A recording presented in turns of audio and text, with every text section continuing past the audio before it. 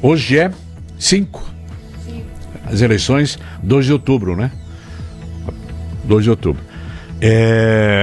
Umas coisas interessantes. Começou o censo agora, e a Júlia estava me alertando, eu não prestei atenção nisso. O último censo foi em 2010, Júlia Toscani. Meu Deus, nós estamos em 2022. Vamos fazer alguns pontos de reflexão. Por exemplo, pode influenciar o censo que está sendo feito agora com relação às pesquisas eleitorais? Canal 100 Entrevista. Edgar Ussuí, ele é especialista em relações governamentais. Prazer tê-lo aqui na edição do Canal 100 da Rádio Menina, TV Mocinha, nesta segunda-feira. Tudo bem, Edgar? Tudo bem, boa noite. Obrigado por estar mais uma vez conversando com vocês. Boa noite a todos os ouvintes. Falar uma coisa para você, eu não imaginava, viu? O último censo foi em 2010, foi isso, Edgar? Exatamente, Tigrão. 2010 é o último levantamento que foi feito pelo IBGE. O de 2020 não aconteceu por conta da pandemia e agora 2022 a gente começou, né? Está começando esse movimento nacional. Perfeito. A gente pode fazer uma reflexão, essas pesquisas, elas estão sendo realizadas ainda com relação, olhando para o Brasil lá atrás, 2010. Esse censo pode influenciar na questão das pesquisas em relação ao censo ou não, Edgar? Com certeza pode, né? A gente pensar que o Brasil de 2010, como ele é diferente, ou ele era diferente do Brasil de 2022, a gente está olhando para o retrovisor, né? As pesquisas utilizam os dados do censo para que elas possam fazer os seus extratos, né? E tentem entrevistar o maior número de pessoas possível para que fique parecido com o extrato do censo, né? Então, pesquisa boa não é pesquisa com quantidade de pessoas, e sim que consiga representar na pesquisa os dados que a gente tem do censo, só que a gente tem dados de 2010. Um detalhe, com essa questão da pandemia, o pessoal também aderiu, prefere o trabalho home office, né? Isso também pode influenciar ou não, Edgar, na questão da pesquisa? Pode sim, porque dependendo da metodologia de cada pesquisa, muitas utilizam o que a gente chama de ponto de fluxo, né? Locais onde muita gente passa. E se a gente for olhar quem é que estava em home office em 2010 e a quantidade de pessoas que está em 22, essas pessoas não estarão passando no ponto de fluxo. Então isso pode influenciar a pesquisa. Lembrando, né, Tigrão, que pesquisa ela deve ser mais importante analisar nela uma tendência do que o próprio resultado. E aí, ainda mais de 2022, a gente tem que olhar com mais cuidado por conta dessa característica específica de a gente estar olhando do Brasil de 2010. Um detalhe interessante. Aí você falou sobre as pesquisas pontos de fluxo, né? E as pesquisas que são feitas através de ligações telefônicas, qual é a tua opinião, Edgar? Bom, esse é outro fator que na nossa realidade é completamente diferente, né? Se a gente parar para pensar entre os nossos amigos e familiares, quem atendia qualquer ligação, né, ligação de números estranhos em 2010 e quem atende hoje, é um universo completamente diferente. Então, esse também é outro tipo de metodologia utilizado pelos institutos de pesquisa que podem dar um extrato muito específico do tipo de perfil de pessoa que atende o telefone, né? Hoje a gente, com os aplicativos de comunicação, é muito mais fácil mandar um WhatsApp, um Telegram, qualquer um desses aí para a pessoa antes de fazer contato do que fazer contato diretamente. Aí eu vou confessar aqui, tu tens razão, né?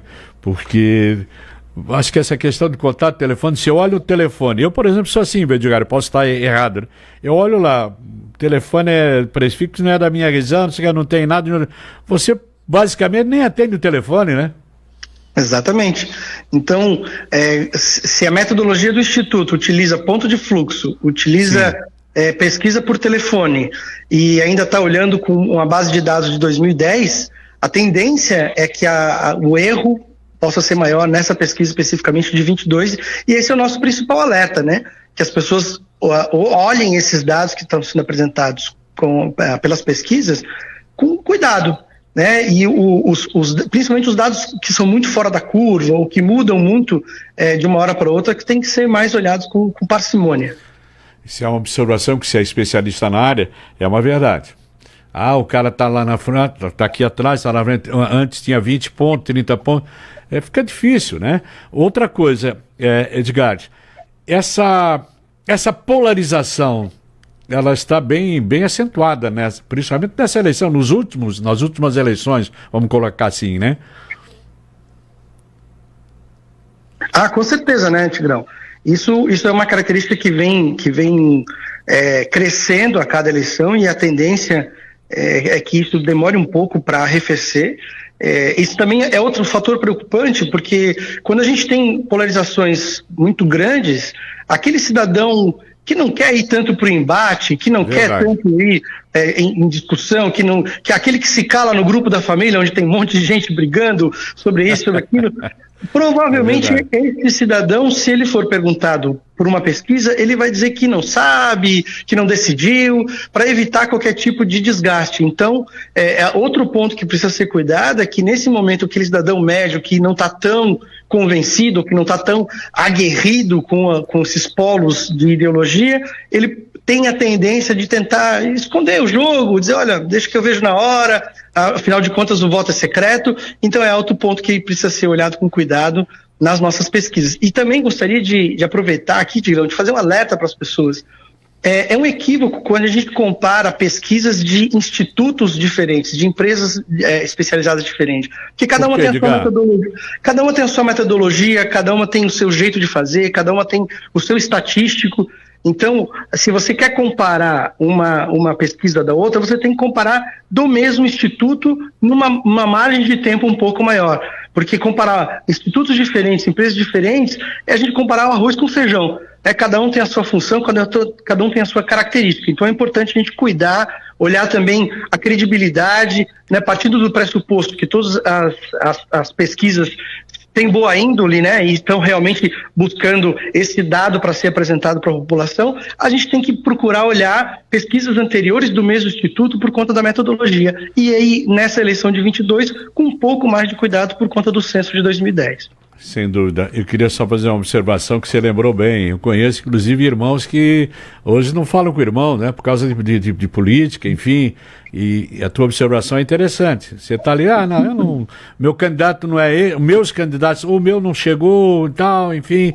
Eu vou votar branco, eu vou votar nulo, enfim. Eles preferem realmente não dizer nada, né, Edgar? Até para evitar a briga, né? Imagina, brigar por causa deles. É um negócio interessante, né? Infelizmente, a gente está nesse modelo de estar encarando a política como time de futebol, né, como torcida. Verdade. A gente precisa racionalizar e pensar que, costuma-se dizer, né, que o Brasil é um grande avião e independente do piloto, estamos todos no mesmo voo. Sim. Se cair, cai todo mundo junto. Então a gente tem que trabalhar e pensar pelo melhor do país e usar racionalidade e respirar fundo, entender que política é diálogo e é composição, né? Edgar, a gente tem que pensar bastante, analisar bastante com relação a essas pesquisas hoje? Com certeza, né? As pesquisas são, como eu falei antes, são indicativos, né? Elas são fotografias do momento e não uma previsão de um vencedor. Eu acho que isso é importante a gente entender, que a pesquisa é de agora, nesse instante. Daqui a 2 minutos, 3 fatos podem mudar completamente o jogo. Então vou te fazer 2 perguntas para a gente encerrar. Vamos lá. Qual é a tua análise, você, o Edgar Ussuí, sobre pesquisas? Você acredita nas pesquisas, Edgar? Olha, Tigrão, eu sou um cara que trabalho com tecnicidade. Sim. Com técnica, sim, com dado, né? Então eu acho que sim, a gente tem que entender que existem institutos que tendenciam os números, existem, mas se a gente não utilizar nenhum tipo de dado, de nenhum lugar, de nenhum tipo de nada, a gente não tem um pressuposto de partir para uma análise. Aí vai ser um sentimento, um feeling, uma torcida, né? A gente, como técnico, a gente utiliza sim os dados, tenta fazer esses filtros de credibilidade dos institutos, de analisar numa linha de tempo um pouco maior, para a gente conseguir fazer as interpretações. Perfeito. Quem tem que ser entrevistado é você, mas vou dar... como é que é, Júlia, que eu sempre falo aqui, né? Você sabe o que eu imagino, Edgar, eu acho que nunca vai acontecer, uma eleição que não...